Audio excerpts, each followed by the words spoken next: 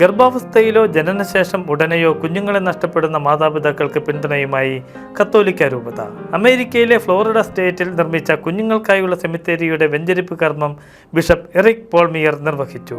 6 വർഷത്തെ പ്രയത്നഫലമായി ഏകദേശം 19 ടൺ ഭാരമുള്ള ഗ്രാനൈറ്റ് ശവകുടീരമാണ് സാൻ അഗസ്റ്റിൻ നഗരത്തിലെ സാൻ ലോറൻസോ സെമിത്തേരിയിൽ നിർമ്മിച്ചിരിക്കുന്നത്. 10 മുതൽ 20% വരെയാണ് രാജ്യത്തെ ഗർഭം അലസലിന്റെ തോത്.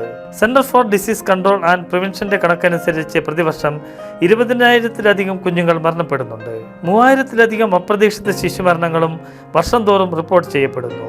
ഇത്തരത്തിൽ മരണപ്പെടുന്ന കുഞ്ഞുങ്ങൾക്കായാണ് ഇപ്പോൾ സെമിത്തേരി നിർമ്മിച്ചിരിക്കുന്നത്.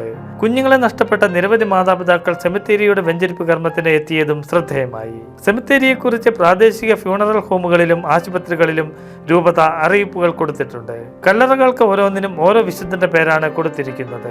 ഏതൊരു ദമ്പതികൾക്കും അവരുടെ മതവിശ്വാസം പരിഗണിക്കാതെ യാതൊരു ഫീസും കൂടാതെ മരണമടഞ്ഞ തങ്ങളുടെ കുഞ്ഞുങ്ങളെ ഈ മൃതകുടീരത്തിൽ അടക്കം ചെയ്യാവുന്നതാണെന്ന് രൂപതാവൃത്തങ്ങൾ അറിയിച്ചു. ഗർഭസ്ഥ ശിശുക്കളെ ആദരിക്കാനും അവരുടെ ജീവൻ എത്ര വിലപ്പെട്ടതാണെന്ന് തിരിച്ചറിയാനും കഴിയുന്ന ഇത്തരം സംരംഭങ്ങൾ മറ്റു രൂപതകളിലും സ്ഥാപിക്കുമെന്നാണ് പ്രതീക്ഷയെന്നും രൂപതാധികാരികൾ പറയുന്നു.